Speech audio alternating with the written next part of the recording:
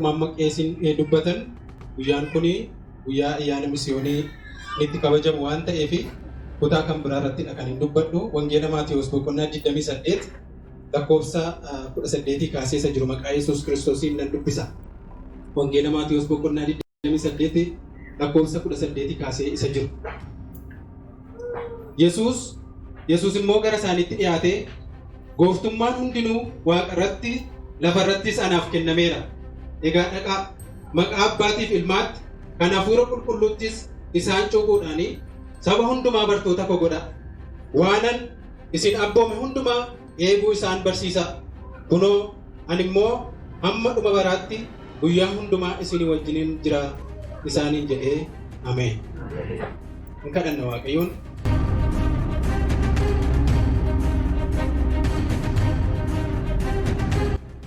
Isa hundumaa dandeessu Waaqa keenyaa si galateeffannaa maqaan kee Waaqa irratti lafa irratti haa eebbifamu. Situ nu gargaare, situ nu wajjiniin ta'e. Haalota hundumaa keessatti situ harka keenya nu qabe. Waan nutti hin tolle baay'eetu ture, waan nuuf hin mijanne baay'eetu ture. Kan jireenya keenya takaalee karaatti hambisu, karaatti dhaabu waan baay'eetu ture. Karaa nuti irra darbinee dhufne keessa bu'aa ba'ii hedduutu ture.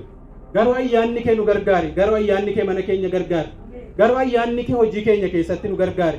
Garuu ayyaanni kee tajaajila keenya keessatti nu gargaare. Ati gatii nu wajjiniin jirtuuf inni nama hin dabarsine. Haalonni namaaf mijatoo hin taane nuuf mijatanii yaa Waaqayyo gooftaa dirqamanii nu dabarsaniif. Haalonni karaatti nu dhaabuudhaaf gara jireenya keenyaa dhufan baay'een isaanii karaa dhaabatanii hafaniif. Kanasitu godhe maqaan kee haa eebbifamu. Kanasitu nuuf raawwate maqaan kee haa eebbifamu. Yoo nuuf gale bahaaf lixatti kaabaaf kibbatti waan hedduu keessatti isa nu rakkisuudhaaf isa karaa nu dhaabuudhaaf nu danquudhaaf jireenya keenya irratti ol kaafame harki kee hundumaa danda'u cabsee jennaan guyyaa kana geenye maqaan kee haa eebbifamu. Carraa caalu fuula kee duratti akka argamnu mana kee keessatti akka argamnu sa'aatii kanallee fuula kee duratti argamnee akka nuti dubbii kee dhageenye carraa kana situ nuuf kenne ilma Waaqayyoo si galateeffanna maqaan kee haa eebbifamu. Egaa namma immoo ganama kana fuula kee duratti dhiyaanneera. Dubbii kee dhaggeeffachuudhaaf hundumti kun addana jirra. Yaa Waaqayyo gooftaa yoo ati nutti dubbatte waan itti dubbattu nu qajeelcha. Waan itti nutti dubbattu nu sirreessa. Maqaa Yesuus Kiristoosiin bara keenyaaf kan ta'u nutti dubbadhu. Maqaa Yesuus Kiristoosiin jireenya keenyaaf kan ta'u nutti dubbadhu. Maqaa Yesuus Kiristoosiin tajaajila keenyaaf kan ta'u nutti dubbadhu. Maqaa Yesuus Kiristoosiin yaa Waaqayyo gooftaa bu'aa ba'ii jireenya keenya keessatti nu mudatu hundumaatiif kan ittiin jabaannee darbinu dubbii jireenya maqaa Yesuusiin ati nutti dubbadhu. Sitti dabarsinee yeroo kana laanna. Maqaa Yesuusiin iddoon kun harka keetiin haa to'atamu. To'annaa hafuura qulqulluu jala haa galu. Wanti sagalee keetiin mormu, wanti yaada keenya yaa Waaqayyo facaasu karaa adda addaatiin jireenya keenya irratti wanti darbatamu ergaan dukkanaa sa'aatii kanaa jalqabee maqaa Yesuusiin kan hidhame haa ta'u. Waaqa irratti lafa irratti aboo waldaa kiristaanaatiif kennameen hiniina raawwate kan hidhame haa ta'u. Dubbii kee jireenya keenyatti dubbadhu. Maqaa gooftaa maqaa Yesuus Kiristoosiin ameen. Noora Waaqayyo na eebbisu. Akkuma sila dubbatamaa ture waldaan warra wangeelaa makaana Yesuus Itoophiyaa ayyaana adda addaa waggootii keessatti hin geggeessiti. Ayyaanota kana keessaa tokko ayyaana misiyooniiti.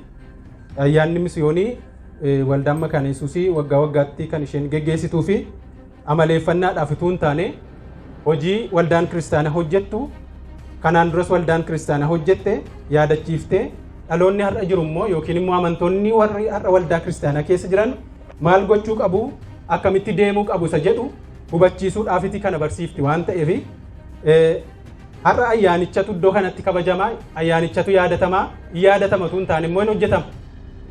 Nus hin hojjennaa warri darban hojjetanii dabarsanii nutti fidan waan ta'eef nus hojjennee dhaloota taanuuf dabarsuu dirqama qabna jechuudha. Waaqayyo hunduma keenya nu haa gargaaru. Kanaaf dammaqnee amma dhageeffannutti sagalee Waaqayyoo walii wajjiniin ilaalla kutaan amma dubbise irra dhaabanne jechuudha. Isa taansinee wanta goonu goona iddoo kanatti. Sagalee Waaqayyoo akkuma nama dubbise ergama guddaa jedhamee beekama kutaan amman dubbise. Dhageessu kanaan duras barattaniittu waggaa waggaadhaan hin geggeeffama sababii ta'eef ergama guddaa jedhamee beekama. Kanaaf Waaqayyo har'ayyuu karaa kee warra badan barbaada mata duree jedhu jalattiin dubbachuu barbaada. Waaqayyo har'ayyuu karaa kee warra badan barbaada.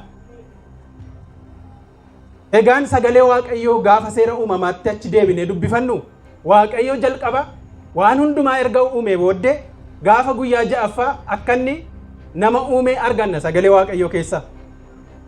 Nama uume kana Waaqayyo iddoo ulfina qabeessaa fi iddoo kabajaa iddoo itti tolee jiraatu keessa akka inni kaa'ee sagalee Waaqayyoo nutti dubbata.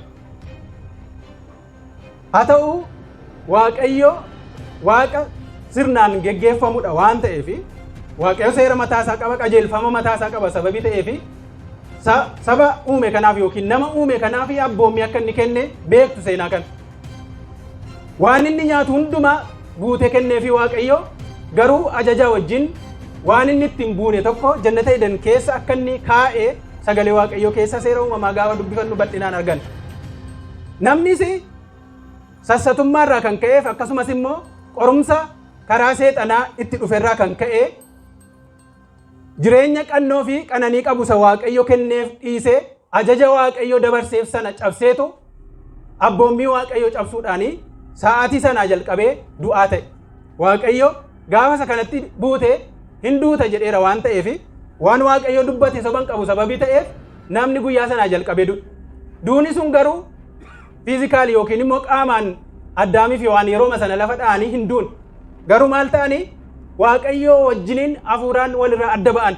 Waaqayyo wajjin akka duraan yerootu cubbuuttiin kufin turan walitti dhufeenyi isaan qaban, walii galtee isaan qaban, dubbii isaan Waaqayyo wajjiniin qaban sun addaan cite. Kanaaf Waaqayyo wajjiniin wal arguu dadhaban. Sababiin isaa Waaqayyo qulqulluudha. Waaqayyo cubbuu wajjiniin waliin galu. Kanaaf Waaqayyo cubbuu hojjetaniiru gatii ta'eefi amma gatiin cubbuu sun kaffalamutti Waaqayyoof namoota gidduutti garaagarummaatu uumame. Egaan seera uumamaa boqonnaa 3:8 irratti Waaqayyo nama isa cubbuutti kufe kana yeroo inni barbaadu jalqaba argine. Barbaachi kun egaa hojiin warra badan barbaadu jalqabumti isaa hojii Waaqayyooti. Anaaf isiniin Waaqayyootu barbaadee gara fayyinaatti nu fide maqaan Waaqayyoo haa eebbifamu. Garuu har'a isatu nuun galle gatii ta'eefi yeroo wangeelli kallattii sirriidhaan dubbatamu badaan hadha keessa nuun deema. Waan kan biraatu jira sababii ta'eef. Wangeela kan biraatu jira sababii ta'eef. Garuu isuma sirrii isinitti dubbannu. Isuma qajeelaa isinitti dubbannu. Inni qajeelaan kun utuma dubbannu sagalee Waaqayyootuma dubbannu dubbii kanatu humna qaba gatii ta'eefi isa sobaa nama keessaa ajjeesa. Waaqayyootu egaa warra badan barbaade Addaamiif Hewaan cubbuutti erga kufanii booddee Waaqayyoon dhokatanidha. Waaqayyo immoo eessa akka isaan jiran barbaaduudhaaf akka inni ka'e seera uumamaa boqonnaa 3:8 irratti argina. Waaqayyo iddoo hundumaa argamuun argu. Eessa dhokatan Addaam fa'a? Muka jala dhokatanii? Jannata Eden keessa dhokatanidha miti? Egaa Waaqayyo iddoo hundumaatti hin arga. Lafa keessatti hin argu Waaqayyo. Mana keessattoo iddoo hundumaatti arga jiru Waaqayyo. Dandeettii Waaqayyo keessaa inni kun isa Waaqayyo duwwaadhaaf kenname dandeettii addaati. Waan addunyaa kanarra jiru si'a tokkoo fi iddoo hundumaatti Waaqayyo al tokkicha arga. Warra addana jiran amma waaqeffatan hin argaa. Asii warri waldaa mulu wangeelii waaqeffachaa jiru hin argaa moo hin argu?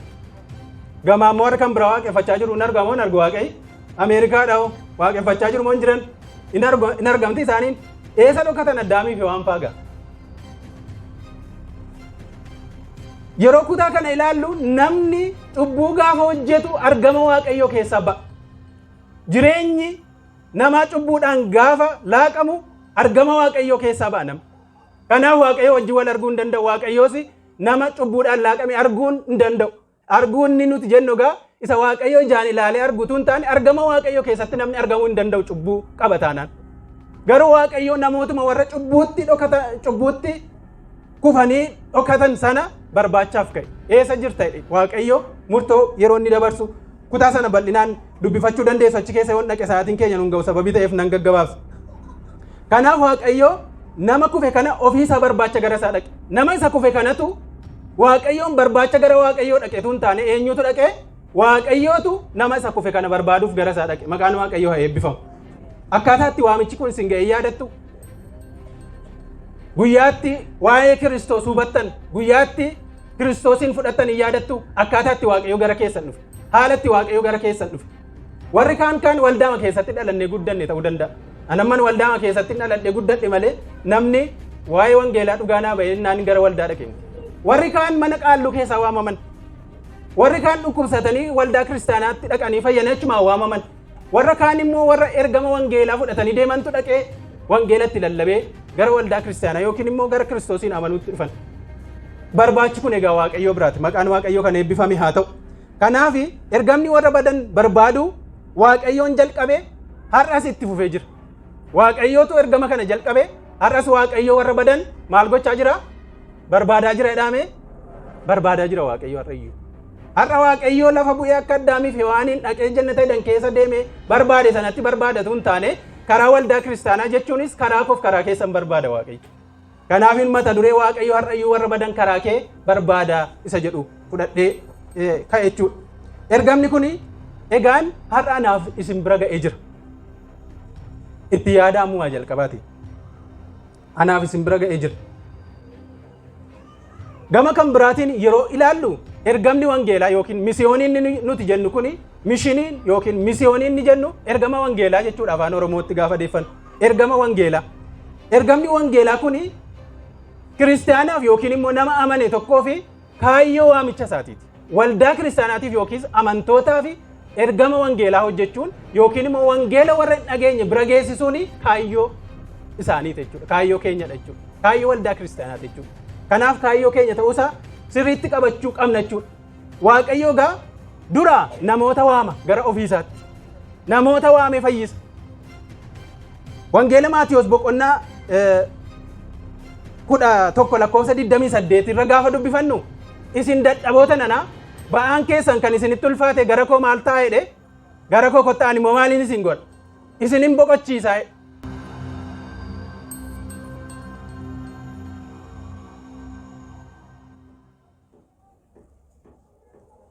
Ela garatti waamamne ilaala isin ba'aan keessan kan isinitti ulfaate itti dhamaatanii kan dadhabdan fayyina argachuudhaaf dhamaatanii kan dadhabdan jireenya argachuudhaaf dhamaatanii kan dadhabdani gara kootti kottaa ani immoo isinin boqochiisa.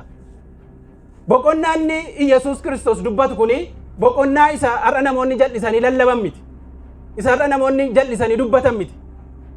Boqonnaa isa dhalli namaa dhabe Waaqayyo wajjin addaan ba'uu isaarraa kan ka'e boqonnaa namni dhabe isa boqochiisuudhaaf jireenya namni dhabe sana jireenyicha namni argate akka itti boqotuudhaaf isa dubbatamu isa Yesuus Kiristoos dubbatu. Isa lafarraatiin Waaqayyo jireenya keenya hin eebbisu hin jedhan hin eebbisa. Hojii keenya Waaqayyo nu eebbisa yoo itti dadhabnee hojjenne Waaqayyo nu eebbisa hojjechuu qabna. Dhama'uu qabna akka namaatti. Isa immoo Waaqayyo nuuf eebbisa karaa qajeelaadhaan yoo hojjenne jechuudha. Garuu ergamni inni guddaan Waaqayyo namoota barbaadu maaliifidha? Fayyinaaf. Ela amma yoo firoota qabaanne firoonni keenya qarshiidhaan nu gargaaruu danda'u. Yoo gara laafina qabaatan yoo rakkina qarshii qabaanne qarshiidhaan nu gargaaruu danda'u. Meeshaa mana keessa yoo nu hanqate bitanii nuu kennuu danda'u. Yoo dhukkubsanne mana yaalaatti kan ittiin yaalamnu maal nuu kennuu danda'u? Qarshii nuu kennuu danda'u. Waa tokkoon isin itti hima kan Yesuus nu godhe kan firri keenya nu goone. Yesuus Kiristoos jireenya bara baraa isa firdii bara baraa jalaati namni kamiyyuu nu baasuu hin dandeenye gara isaatti nu waame sana jalaa nu baase maqaan isaa eebbifamu. Isa dhalaanni guddaan Waaqayyoof ajandaa guddaan kanadha yoomiyyuu. Isa nuti argannuuf dhabnu miti amma ajandaa Waaqayyoo akkatti nu jiraachisu beeka Waaqayyo.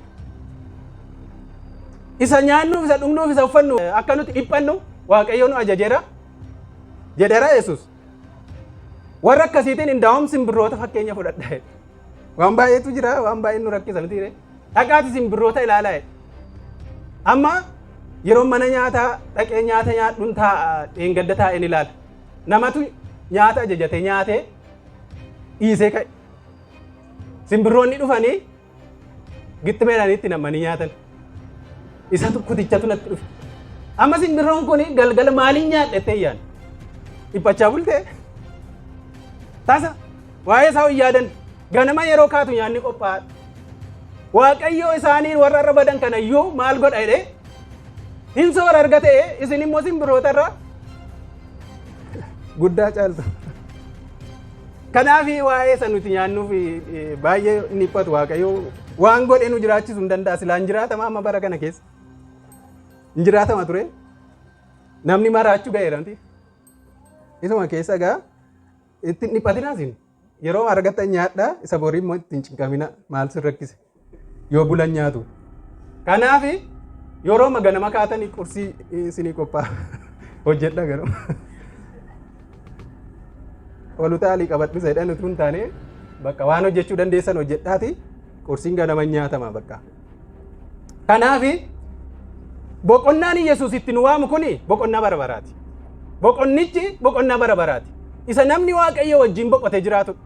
Isa namni Waaqayyootti hirkatee jiraatudha. Isa namni Waaqayyoon itti gammadee Waaqayyo wajjiniin walitti dhufeenya gaarii godhatee hafuurri isaa boqotee namummaan isaa guutummaan isaa boqotee jiraatudha inni Yesuus itti waama. Kanaaf har'a waldaan kiristaanaa iddoo baay'eetti kan isheen lallabdu kottaa ba'aa keessan fidadhaati kottaa ani immoo isin boqochiisa isa jedhudha. Maatiyos keessaa kan lallabamu jechi koo lallabamanni kaanis jechuu maaf hin siniin jedhu. Isa kanarratti fokkasii gootee lallabdi waldaan. Lakkoofsa 28 irratti immoo boqonnaa 28 lakkoofsa 18 irratti immoo maal jedhe? Dhaqaa jedhamti sila maal jedhee? Gara koo kotta hin badinaa yaadan. Gara koo kotta amma immoo maal taa'e? Dhaqaa akkasidha jechuudha. Hin waama hin erga Waaqayyo. Kanaaf isiniinis anaanis nu waamee nu boqochiisee deebisee immoo maal nu godhaa? Nu erga. Akkamitti nu ergaa booddee ilaalla. Egaa dhaqaa lakkoofsa boqonnaa 28 lakkoofsa 19 kaaseessa jiru gaafa dubbifannu jechuudha. Kanaaf kaayyoo waamicha keenyaati jechuudha. Kaayyoo waamicha keenya, kaayyoon kiristaana ta'uu keenya, kaayyoon amanaa ta'uu keenya ofii fayyinee zanaa jedhi bakka waan hundumtuu sii dhumeera asuma taa'ii waan hundumtuun dhufaa birriin hin dhufaa asumatti fooqii ijaartaa Ameerikaa baataa maaloo taataa duwwaa miti dhaqiis qabu. Dhaqiin immoo waan baay'ee of keessaa qaban ilaalla. Kanaaf turuudha. Biyyi lafaa Waaqayyoo fi garaagarummaa hin qabu. Yoo Itoophiyaa keessa jiraatte Itoophiyaan Waaqayyoof biyya lafaati. Ameerikaanoo nuuf garuu garaagarummaa qaba. Warra Ameerikaa hojjetanii jijjiiramanii utoo hojjenne nus hin jijjiirama. Amma cabbiin isaan rakkisaa jiru nummoo yeroo gaarii aduu gaarii qabnaa xinnoo rakkinni adda addaa jira isa keessa naqu waan fedheef hojjetanii jijjiiraman. Birrii isa qabaatanii Waaqayyoof biyyuma lafaati warra Ameerikaa. Warri Itoophiyaa immoo hiyyeessa ta'anii Waaqayyoof maalidha? Biyyuma lafaati. Ameerikaa yoo dhaquu barbaadde dhimma wangeelaa wajjin walitti harkisuun hin barbaachisu. Namni birrii hojjetee qabu Ameerikaa paaspoortii baafatee viisaa argatee naan dhaqu hin danda'amu hin danda'u. Isiniin oo isin kadhatanii isinitti raajamee dhattu isaaniin immoo eenyutu erga warra kaan waa'ee warra Kiristoos hin beekne. Duriyyee meeqaan meeqa dhaqama Ameerikaa. Kanaaf isa miti jechuudha kaayyoon Waaqayyo. Yoo dhaqxan gaariidha. Maaliif xinnoo ishee teeknooloojiin adda addaa jira, qaroominni adda addaa jira, waan hundumtuu jira sababii ta'eef hojjetanii qarshii argachuun hin danda'ama gaariidha. Garuu dhiphinni isaa immoo akkuma sana caala. Garuu duraan dursa Ingiliffa baradhaa achi dhaquu barbaadde yoo ta'e. Moolli isaanii dhaanaa sooftachi hidhattanii. Kanaaf Ingiliffa baradhaa duraan dursaati. Egaani ergamni wangeelaa kaayyoo amanaa tokkooti. Kaayyoo keenyadha, waamicha keenya, kaayyoo keenyadha jechuudha. Kanaaf hojii nuti hojjennu ta'uusaa beekuu qabna jechuudha. Macaafni qulqulluun nuti qabnu kuni macaafumti nuti itti amannu kun macaafni qulqulluun jechuudha macaafa ergaa fayyinaati. Jalqaba seera uumamaatii jalqabnee hamma dhuma mul'ata Yohaannisitti gaafa ilaallu macaafni nuti qabannee jirru macaafni nuti ittiin geggeeffamnu waldaan kiristaanaa ittiin geggeeffamtu macaafa ergaa fayyinaatiin guutamedha. Guutuunsaa jechuudha. Kanaaf Waaqayyo kakuu moofaa keessattis kakuu haaraa keessattis waa'ee ergama wangeelaa dubbata. Egaan seera uumamaa boqonnaa 12 lakkoofsa 1 hanga 3 gaafa dubbifattanii Abrahaam nama jedhamu argan.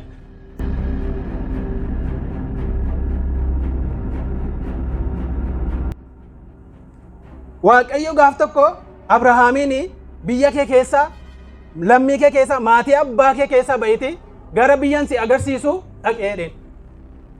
Maaltu walitti fidaa jechuu dandeessu? Maaliif haasofta kanaa jechuu dandeessu? Amma Waaqayyo Abrahaamiin maaliif ergettanii yaaddusin?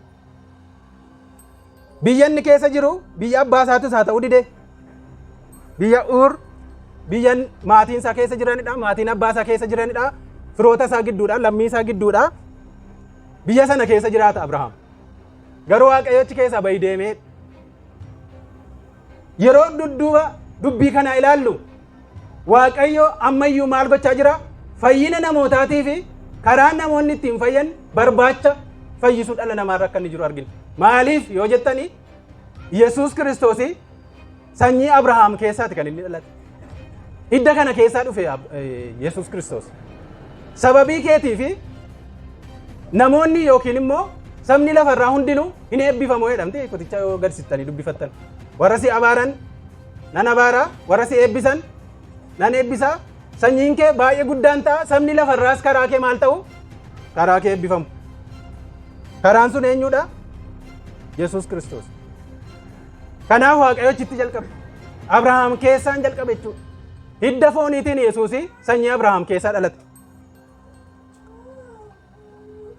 Sanaa booddee erga Abrahaam biyya sana keessa ture booddee Abrahaam erga dhala argate booddee Yisaaqiin erga argate Yisaaq immoo ijoollota godhate keessa Yaaqoob karaa Yaaqoob warri dhalatan immoo ammas biyya Gibxii keessaa bahanii akka isaan gara biyya Waaqayyo Abrahaamiif kakateetti akka isaan deemaniif yeroo Waaqayyo ajaju argina.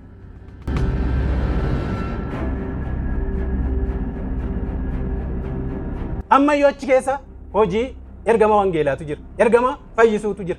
Wangeela gaafa jennu ergaa misiraachootu keessa jira. Ergaa fayyinaatu keessa jira. Wangeela gaafa jennu ergaa misiraachoo, ergaa dhaga'uunsa namatti tolu, ergaa namni ittiin fayyu jechuudha. Kanaaf sabni suni akka inni biyya Gibxii keessaa, garbummaa biyya Gibxii keessaa ba'ee gara Waaqayyoo abboota isaaniitiif kakate, gara Abrahaamiif, gara Yisaaqiif, gara Waaqayyoo Yaaqoobiif kakatetti akka hin deemu.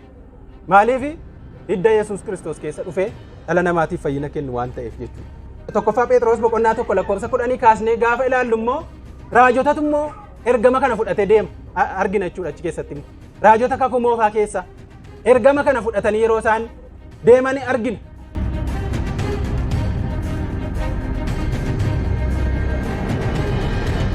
Inni kunis waa'ee maaliiti? Waaqayyootu ammayyuu warra badan barbaaduudhaaf karaan irra deemaa jiru nutti agarsiisa. Gaggabaabsee fixuudhaaf kuticha keessa deemee baay'ee isaan dubbisan. Dubbifadha tokkoffaa Phexros boqonnaa 1:10 hanga 12 isa jiru yoo dubbifattan argattu. Waa'ee wangeela lallabanii wangeela isa isinitti himame sana isa isinittiin fayyitan sana raajonni baay'een aarsaa itti kaffalanii isa isin biraan ga'uudhaaf baay'ee dhama'anii ergamoonni Waaqayyoo immoo isa isin argattan kana keessa lixanii arguudhaaf hin hawwu turanidha.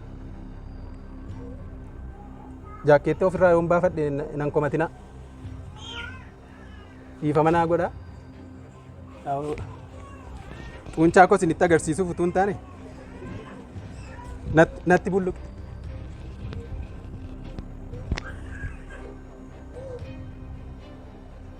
Amman gubadhu isinitti madde baafachuu naa wayya.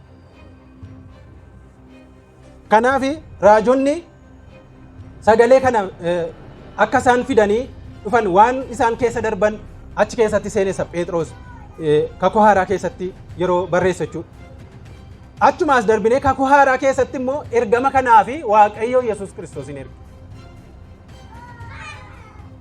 Kakuu haaraa keessatti immoo Yesuustu ergame. Yohaannis boqonnaa 3:16 irratti Waaqayyo akkasumaanii Waaqayyo amma tokkicha ilma isaa kennutti biyya lafaa kana akkasumaan jaallateera. Ilma isaa kennuudhaan jaallate. Isatti kan amanu maal akka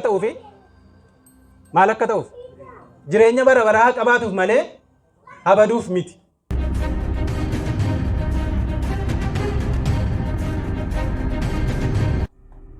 Egaa laa dubbiin isa kanadha. Dubbiin dubbii jireenya bara baraati. Namni utuu waan qabu hundumaa walitti nuu buusee jireenya bara baraa nuuf kennuu hin danda'u. Firri keenya utuu walitti guuramee dhufee waan qabu walitti nuu qabee cubbuu jalaa nu baasuu hin danda'u. Gatii cubbuu keenyaa kaffalee Waaqayyo wajjin walitti nu araarsuu hin danda'u. Kan kana gochuu danda'u eenyudha? Yesuus Kiristoos qofa. Kanaaf dhufe malee Yesuus diraamaa hojjechuudhaaf dhufe miti. Waa'een du'uu Yesuus Kiristoos namootaaf jireenya kennuudhaafidha kan inni dhufe jechuudha. Malee asirratti waan wayii yookiin immoo akka taatoo wayii ta'ee waa hojjetee deebi'uudhaaf hin ture Yesuus. Yoo nuu galata jechuudha. Yoo nuu galu ta'e badaa waayuu nutti hin jedhu waa'eensa. Yoo nuu gala ta'e garuu yoo gadi fageessinee xiinxallee ilaallee ergaa guddaa of keessaa qaba jechuudha. Iddoo kan biraatti immoo yeroo ilaallu kutaa macaafa qulqulluu keenya keessatti hafuurri qulqulluun hojii kana hojjechuudhaaf yeroo inni ergamu immoo arganna ammas. Waaqayyo Abbaa, Waaqayyo Ilmaa, Waaqayyo Hafuura Qulqulluu hojii nama bade barbaadu yeroo inni hojjetu argina. Hojii ergamootaa boqonnaa 2 lakkoofsa 33 irra gaafa deemnee ilaallu immoo akkas jedha. Inni gara mirga Waaqayyo Abbaatti ol fudhatamee hafuura qulqulluu isaa abdachiifamee ture Abbaa biraa fuudhee erge. Kan isin amma argitaniif dhageessan kun isaa maaliif ergame hafuurri qulqulluun yoo jenne Yesuus utuu gara Abbaa isaatti ol hin bahin dura in akeekkachiise bartoota isaa warra 12 fi warra kaan. Utuu humna hin argatiin maal hin godhina? Utuu humna hin argatiin Yerusaalem keessaa hin bayinaa jedhamti. Maaliif ba'u Yerusaalem keessaa jarri kun? Maal ture ergamni isaan ba'aniif? Waa'ee fayyisuu Yesuus Kiristoos Yerusaalem, Yihuudaa, Samaariyaa fi hanga handaara lafaatti deemanii labsuudhaaf ba'u. Garuu Yesuus ba'a akkasumatti bakka kana booddee waan hundumtuu dhumeera, waan hundumtuu tottolaadha, ba'aati deemaa hin jedhe.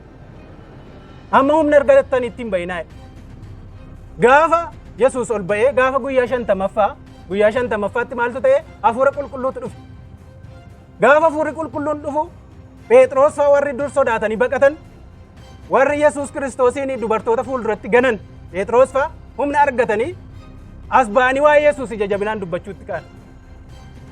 Kanaaf hojiin hafuura qulqulluun ergamee dhufee fi namoota badan hojii barbaadu keessatti gargaarsa gochuu fidhachuudha.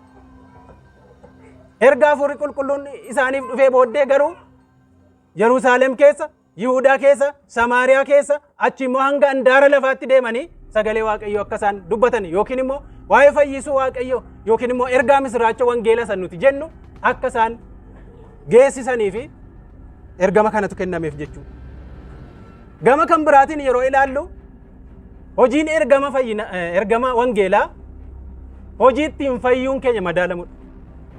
Iddoon kun pooyintii guddaadha yookiin qabxii guddaadha. Maaliif isiniin jedha iddootti waldaan kiristaanaa har'a hudhamtee jirtu iddoo kana. Akkamitti hudhamte yoo jettanii nuyi fayyineerra nuyi boqonneerra jennee hin amanna yoo ta'e namatti hin himna sagalee Waaqayyoo hin dubbanna waa'ee fayyisuu Yesuus Kiristoos. Yoo ofii keenya fayyineerra jennee hin amannu ta'e namatti hin dubbanna? Hin dubbanna? Hin dubbanna? Waan itti namanne namni namatti hin himu. Waan itti namanne namni namatti hin himu. Kan ammoo maaltu taasise yoo jenne barsiisa okkolaatu jira. Namatti gaafa namni dhugaa ba'u yoo dhageessaniitu ta'e yoo dhufte hin sooromtaa jedhaniitti dhugaa ba'u. Yookiin immoo fayyina foonii argattaa jedhaniitti dhugaa ba'u. Dhuguma namni dhukkuba fooniitti fayyuu danda'a. Waldaa dhufee immoo fayyuu dhiisuu danda'a moo hin danda'u? Hin danda'u. Amma utuu isin dhukkubaas ta'e as ta'aa kan jirtan hin jirtanii hin fayyitaa jenne namatti gaafa dhugaa baanu Waaqayyoo dhukkuba fooniitti fayyisuus hin danda'a. Hin barsiisa taanaan garuu hin fayyisu. Namicha barsiisa taanaan hin fayyisu. Maaliif akkasina godheedha Phaawulos? Akkan of hin jennee fi dadhabaa ta'uu akkan beekuu fi waraansa kana na keessa kaa'eedha Phaawulos. Yeroo waraansicha achi keessa jiraatu utuun jabaadha ta'e dhukkubichatu na keessaa badaadha wanti. Garuu akkan jabaan taane natti hima dhukkubichi na keessa jiraachuunsa. Garuu immoo ayyaanatu naaf baay'ate sababii ta'eef ayyaana sanaan hin tajaajilaa.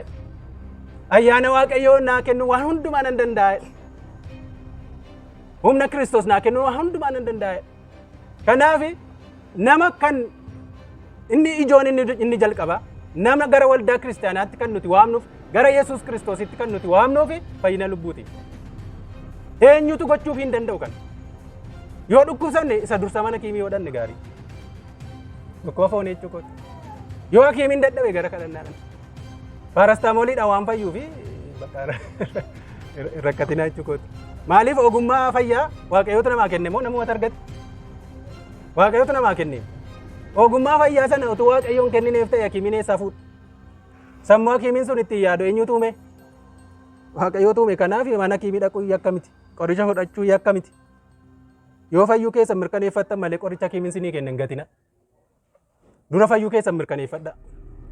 Waaqayyo achirraan isin tajaajila jechuudha. Ogummaa sana kennuun Waaqayyo akka nuti itti tajaajilamnuuf kenna. Waaqayyo karaa sanas ogummaa sana Waaqayyo biraa dhufe sababii ta'eef itti fayyadamuun gaarii. Yoo humna keenyaa ol ta'e garuu Waaqayyoon kadhan. Gaafan kana jedhu waan walii galaa Waaqayyo dhukkuba fooniitti nuun fayyisoo jechuu koo miti. Garuu ajandaa Waaqayyoo miti. Ajandaan Waaqayyoo firdii bara baraa jalaa si baasuudha. Du'a bara baraa jalaa si baasuudha. Isa jalqaba qananii jireenyaa namni dhabe sana isa deebisee fidee keessa jiraachisuudha. Ergamni Waaqayyoo Yesuus Kiristoos kanaaf dhufu gara biyya lafaa. Yoo baay'ate nutti cime dhukkubni maal nu godha?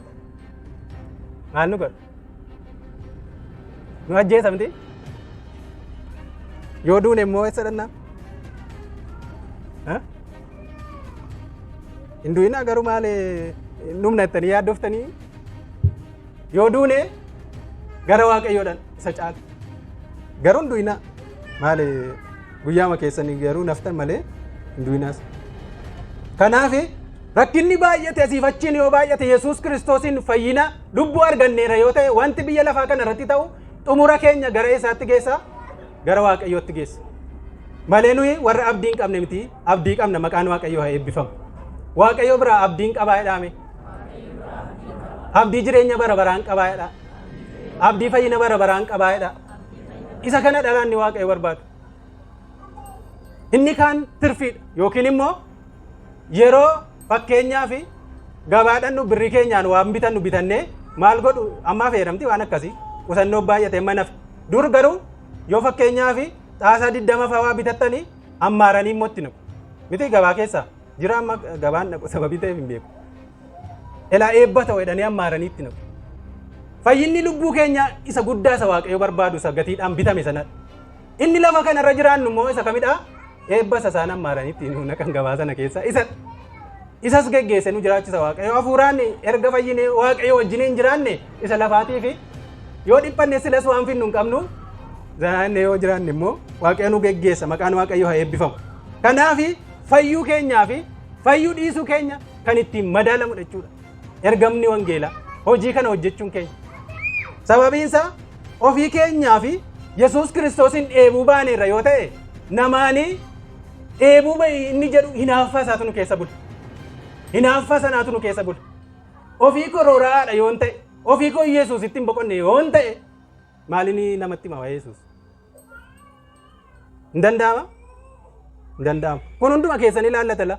Amma nama iddoo kana dhaabatee dubbatu yookiin immoo faarfattoota yookiin immoo warra jaarsolii waldaa ta'anii amma waadaa galle kana ilaallata miti. Nama hundumaa ilaallata. Kaayyoo waamicha keenyaa kaayyoo ergama wangeelaatiifidha.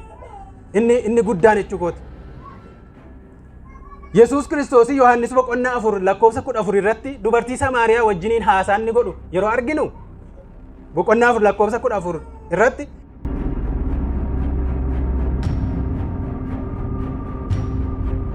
bishaan isa ani kennuufiif jiru irraa inni dhugu garuu bara baraan hin dheebotu jedhe. Dhageessaniittu bishaan isa ani kennuufiif jiru irraa inni dhugu bara baraan hin dheebotu. Bishaan inni ani kennuufiif jiru isa keessatti burqaa bishaanii isa jireenya bara baraatiif burqu hin taa'u ittiin jedhe. Dhageessaniitti yoo ta'e bishaan inni Yesuus Kiristoos nuuf kenna hafuura qulqulluudha. Fayyuu keenya kan mirkaneessu jechuudha. Nama hin fayyine keessa hafuurri qulqulluun hin taa'u. Nama fayye immoo hafuurri qulqulluun chaappaa ta'e keessa ta'a. Keessa jiraata. Guyyaa dhumaatiif kan ittiin chaappeffamnedha. Guyyaa fayyina keenyaatiif kan ittiin chaappeffamne hafuurri qulqulluun yeroo hundumaa nu keessa jiraata.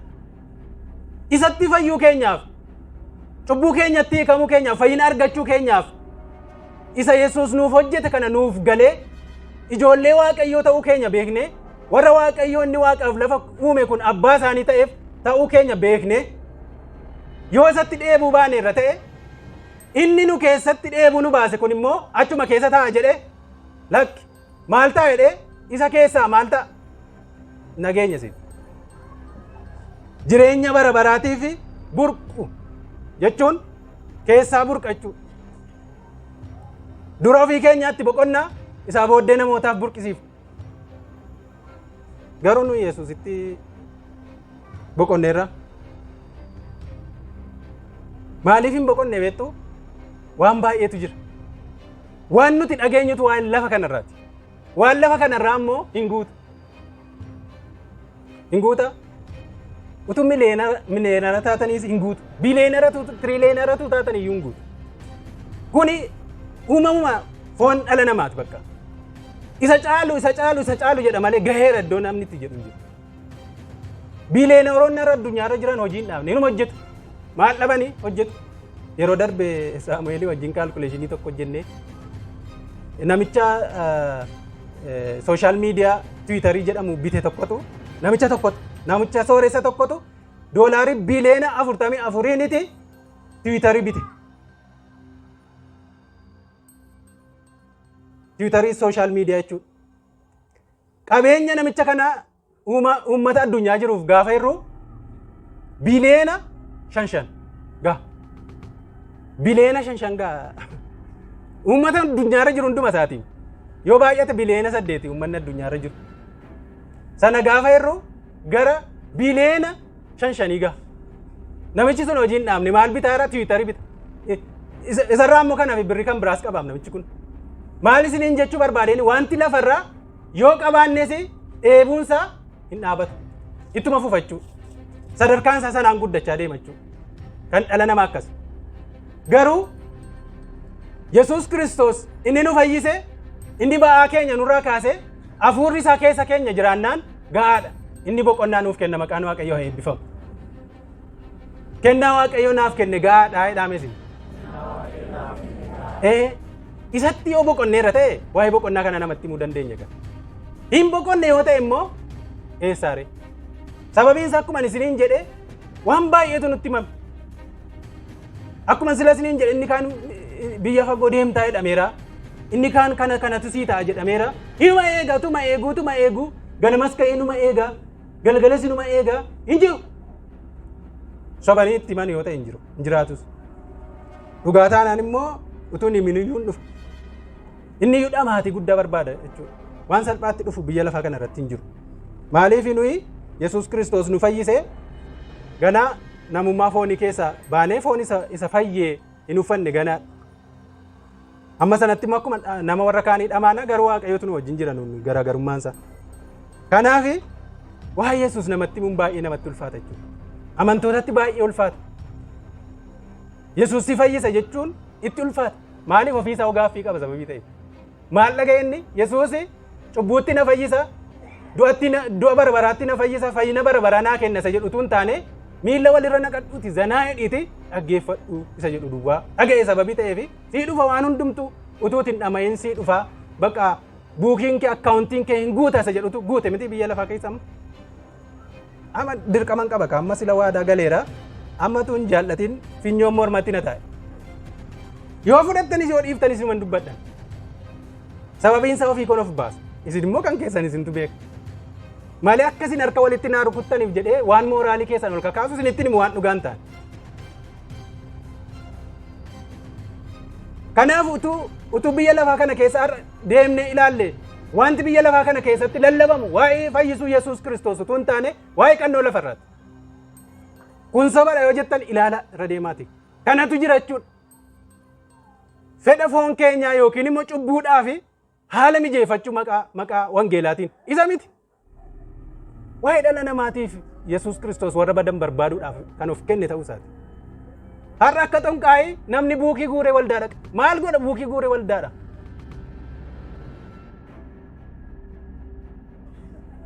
Dhugaan isinitti himamu. Dhugaa ammanii irra deddeebi'ee dubbachuu isaatti natti tole miti. Wangeelaa wajjiniin kosiidha jechuudha. Kosii funaananii namatti naqu beektu miti.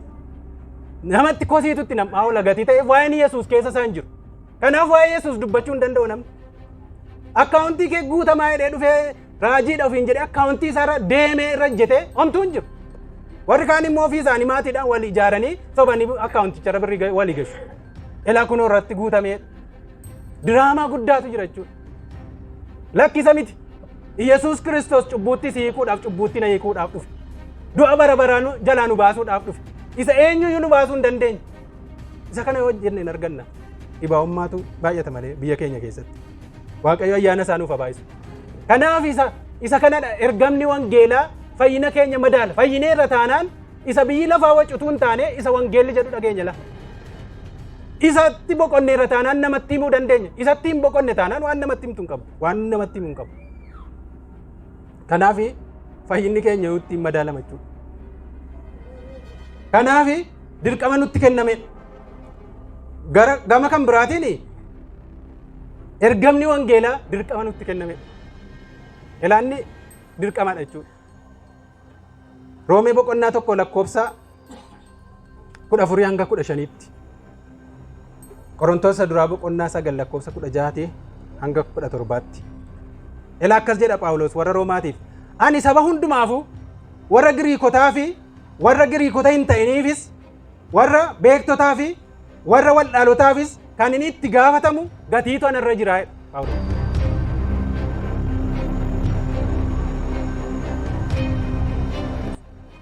Maaltu narra jira? Gatiitu narra jira. Kanaaf ani isin warra Roomaa jirtanitti immoo wangeela lallabuudhaaf dhimmamaadha. Akka chaansiitti tun taane dhimmameen wangeela isinitti lallabuudhaaf maaltu narra jira? Itti gaafatamummaatu narra jira. Lakki kun nuun hin ilaallatu Phaawulosiin duwwaa ilaallata jechuu dandeessu miti. Yesuus Kiristoos Yohaannis boqonnaa 17 irratti gaafa bartoota isaatii fi kadhannaa kadhate warra kana duwwaadhaaf miti. Warri kun itti lallabanii waan isaan jedhan amananii dhufaniif isin si kadhadhaa. Kanaaf warra sana duwwaa miti jechuudha. Kanaaf isin irras dirqamatu jira. Dirqama keenyadha jechuudha. Gama kan biraatiin waldaan kan isheen hundeeffamteef kanaaf. Waldaan nuti jennu anaaf isin mana kana miti. Mana keenya ni ijaarranne Waaqayyo nu gargaara. Garaa kutadhaa isin. Saantima callaa duwwaa fiddanii waldaan dhufinaa jechuu koo ishee koshkosh jettu fiddanii dhufinaa malee ni ijaarranne waldaa. Mana jechuun mana isaa. Waldaan inni hundeeffame garuu nuyi dhala. Amantoota jechuudha waldaan. Wangeela Maatiyos boqonnaa 18 boqonnaa 16 lakkoofsa 18 hanga 19tti gaafa dubbifannu Yesuus Kiristoos waldaa koon hundeessa. Waldaan kun kan isheen hundooftee fi gooftummaa du'a jalaati bilisa baate warra gooftummaa du'a jala jiran immoo maal akka gootuuf akka isheen baaftuuf.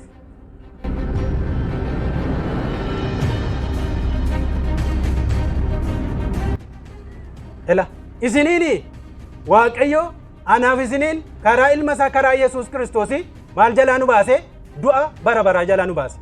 Duuni bara baraa anaaf isin irratti warra Kiristoosiin amannu irratti aboo qaba moo hin qabu? Hin qabu. Maaliif gooftummaan du'aa irratti hojjetu jedhe Yesuus kuticha dubbifadha. Sana ammas ni kenna. Gooftummaa du'aatu irratti hojjetu jedhe. Gooftummaan du'aa manicha irratti tun taane namoota irratti. Malee inni kun ammatuma dhufee irra bu'ee iyyuu nu jalaa caccabdi. Ishee akkuma isheetti keessa teenye miti ree? Amma gamaan argaan jira ciccitaa irratti. Isa miti. Anaaf isin irratti gooftummaan du'aa maaliin ta'u nurratti hojjechuu hin danda'u. Mootummaan Si'ool nurratti hojjechuu hin danda'u. Abaarsi biyya lafaa nurratti hojjechuu hin danda'u. Xinqolaan biyya lafaa irratti hojjetu nurratti hojjechuu hin danda'u. Maaliif karaa Kiristoos sana jalaa baane. Kana birriidhaan argachuu hin dandeessan yoo isinii galate yoo nu galate. Hin dandeenya? Hin dandeenya. Birriidhaan hojjechiisuun garuu hin danda'amu. Xinqolaa birriidhaan namatti hojjechiisu. Kan keenya yoo nurratti hojjechiisaa oolan iyyuu maaliin ta'u nurratti hin hojjetu. Maqaan Waaqayyoo haa eebbifamu. Egaa waldaan kiristaanaa waamichi ishee ofii ishee mootummaa du'aa kana jala baate warra mootummaa du'aa jala jiran immoo baasuudha jechuudha. Dirqamni isheen qabdu. Wangeela labsuudhaan aboo banaa mootummaa Waaqayyoo samii fi lafarratti hidhuu fi hiikuu kan qabdudha waldaan kiristaanaa. Waldaan kiristaanaa aboo lafarratti hidhuus walitti qabamni keenya kun jechuudha.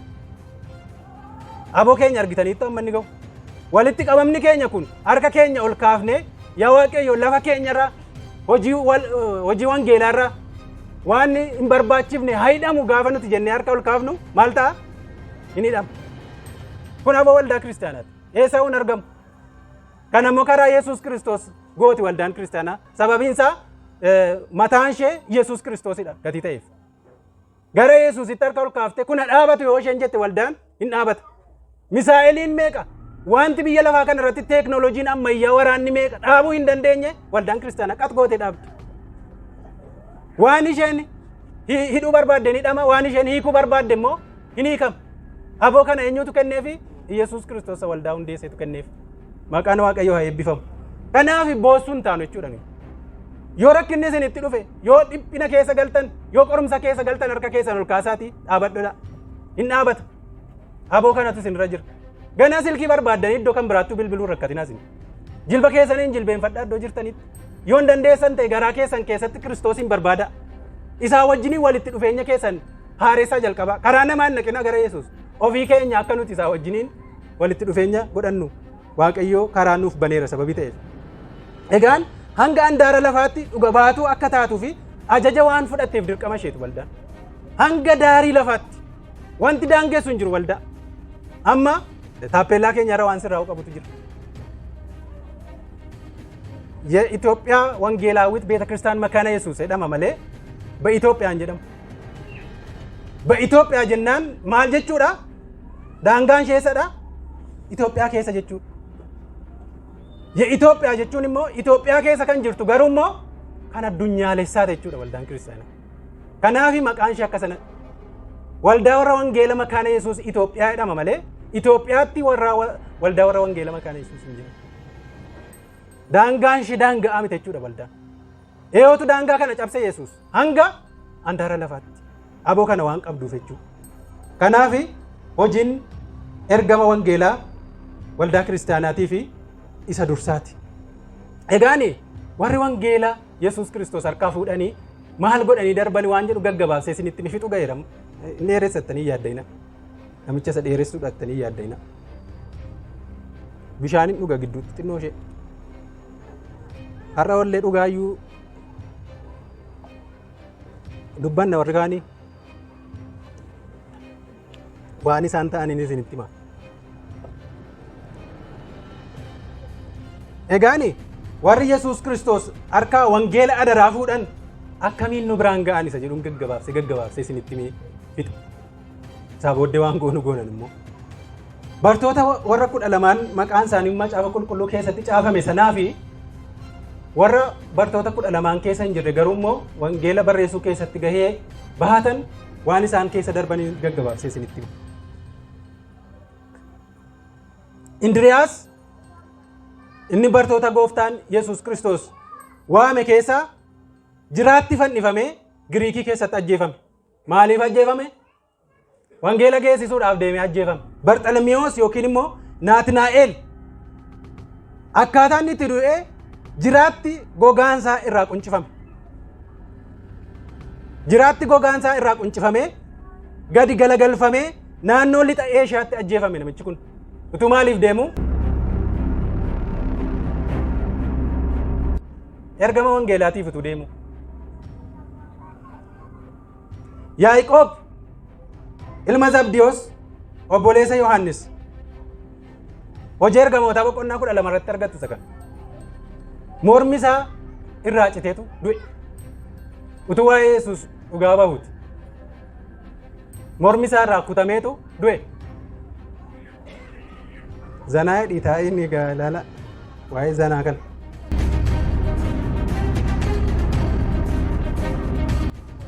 Yaaqoob ilmi Alfewoos inni jedhamu bartuu gooftaa Yesuus Kiristoos keessaa inni ture. Mana qulqullummaa Yerusaalem irraa erga gadi darbatame booddee dhagaadhaan tumamee ajjeefame. Utuu maaliif deemuuti? Ergama wangeelaatiif utuu deemuuti. Yihuudaa yookiin immoo Taadiyoos jedhamee wangeela Maatiyos keessa jira. Egaa ragaalee kana iddoo adda addaatti walitti qaba. Kamisoon immootu as bahee waan baay'ee nutti himuu danda'an hojichaaf jira sababii ta'eef as booddeen isinitti hima. Taadiyoos Yihuudaan jedhamu Yihuudaa isa Yesuusin gurgure miti. Yihuudaan Yesuusin gurgure maal ta'e akka inni du'e nutti hima macaafni qulqulluun of rarraasee dho'ee du'e.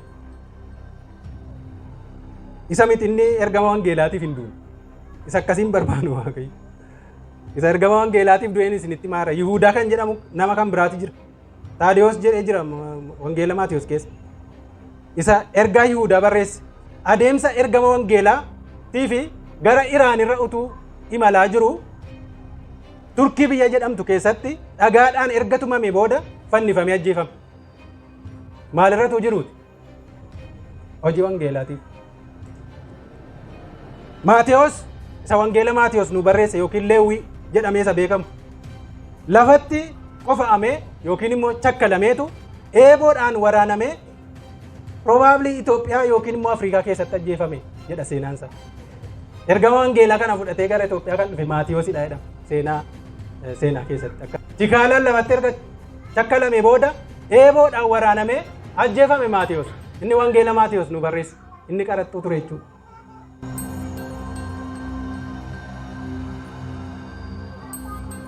Simoon Phexros isuma silaan waa'ee isaa isinitti dubbachaa ture isasitti waa'een isaa isinitti lallabamu sana. Room keessatti gadi garagalfamee fannifamee ajjeefama. Gaafa isaanii waa'ee Yesuus Kiristoosiif ajjeesuudhaaf murteessanii Phexros maal murteeffate? Ela dhugicha onuu gale isa silaate laannin siniin jedhu. Fayyinni keenya kan amma daalamannin siniin jedhu isa kana. Ela Yesuus Kiristoos isa kabajamaa sana or garagalchitanii fannoo irratti qajeelchitanii dhaabdanii fanniftanii. Ani immoo du'anni du'e iyyuu naaf hin ta'u. Akkaataa inni itti fannifame iyyuu naaf hin ta'u. Kanaaf mataa koo gadi garagalchaati maal na godha? Na fannisa. Dhugaa kanarraa hin goru. Fayyisuu Yesuus dubbachuurraa kun nan dhorku jedheetu gadi garagalfamee fannifamee du'e Phexros. Ajjeefame.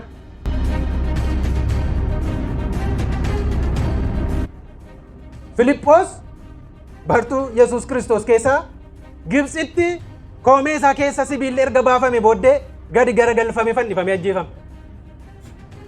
Utuu maaliif deemuute? Maaliif jettan? Jirtu miti as?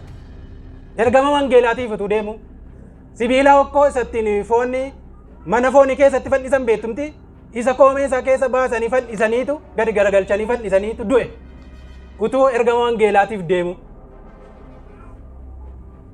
Simoon kan jedhamu kan biraa Simoon isa hinaafticha jedhamee macaafa qulqulluu keessatti beekamu Biriitanitti erga fannifamee magaaziidhaan bakka lamatti baqaqfamee ajjeefame.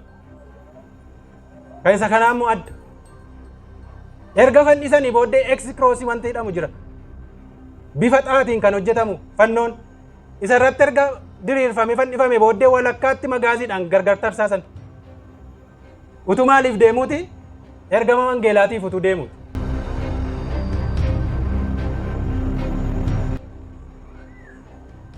Toomaas isa shakku. In shakkamti Toomaas ammanii iddoo eeboonsi waraane keessa quba koo galchee amman ilaalutti nama nu'edha. Biyya Hindiitti inni immoo eeboodhaan waraanamee ajjeefame. Eeboodhaan waraanamee ajjeefame biyya Hindii keessatti. Maatiyaas isa bakka Yihuudaa bu'e hojii ergamootaa boqonnaa tokkorraa argatu. Gaafa Yesuusii dabarsee kenne booddee bartoonni walitti qabamanii nama tokko bakka Yihuudaa buusan. Namichi Maatiyaas jedhama. Maatiyaas Yerusaalemitti dhagaadhaan reebamee mormi isaa irraa citee ajjeefame. Dhagaa jirtu jedheen aman. Dhaggeeffadhaa sirriitti akkaataatti wangeelli dhufee nu bira ga'e.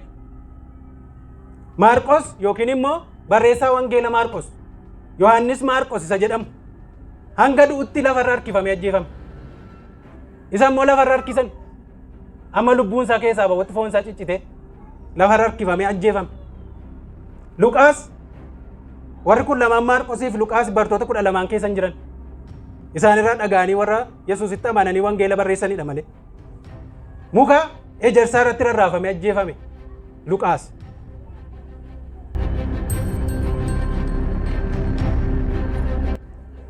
Phaawulos isa dur waldaa kiristaanaa ari'ataa ture biyya Roomaa keessatti mormi isaa irraa citeetu ajjeefame. Warri kun warra jalqaba jaarraa tokkoffaa keessa jiranidha.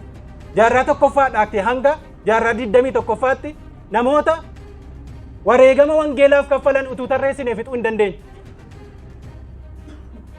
Warra dhiyoo jiran, warra fagoo jiran, warra biyya fagooti dhufan,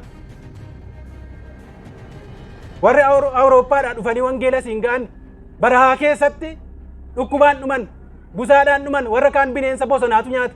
Utuu isaan wangeela Itoophiyaa biraan geenye jedhanii baatanii deemanii. Onesmoos Nasiib abbaan gammachiisfaa rakkoo meeqaan bara teeknooloojiin isaan jire keessa wangeela uummata Oromoo biraan ga'uudhaaf aarsaa guddaa kaffalan.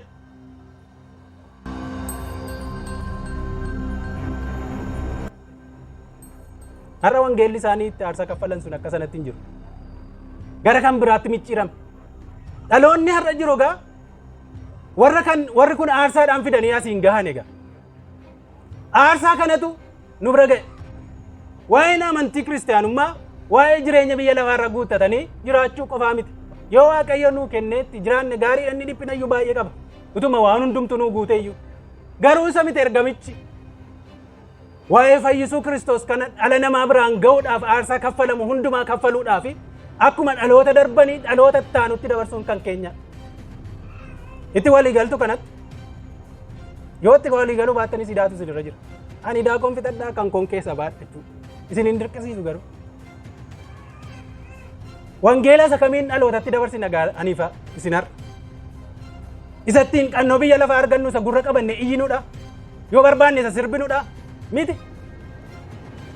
Har'a waldaan kiristaanaa daangaa ishee keessa baatee waan kan biraa keessa galaa jirtu waan nama gaddisiisu baay'ee keessa. Waan nuti arginu waldaa kiristaanaa keessatti namni ofii isaatii waa'ee wangeela hubatee Yesuusin hubatee jiraachuu mitiiti waan isheen keessa jirtu kan biraadha. Dhaloota jirutti maal dabarsina laata? Warri kaleessa wangeela fidanii nu biraan ga'an biyyoota Siwiidin, biyyootni Awurooppaa keessa, Ameerikaa keessa jiran har'a waldaan isaanii hojii hojjetan sana gara dhalootaatti akka barbaadametti gatiin darbinee fi har'a saala wal fakkaata waldaa kiristaanaa keessa dhaabanii eebbisaa jiru. Wal fuusisaa jiru, walitti heerumsiisaa jiru. Dhaloota bonnu dudduuba jiruu fi maal dabarsina? Ijoollee keessan gara waldaatti fiduun baay'ee isinitti ulfaatamti. Mana barumsaatti garuu sarvisii qabdanii geessitu. Miti? Gaafa waldaan ijoollee fidadhaa jettu immoo fagoodha kan koyitu. Mana barumsaatiif kan isinitti dhiyaate waldaadhaaf isinirraa fagaate. Itti yaada. Dhaloota borii baraaruudhaaf itti gaafatamummaan dhufee anaaf isinirra ga'e. Har'a dhufee anaaf isin bira dhaabate.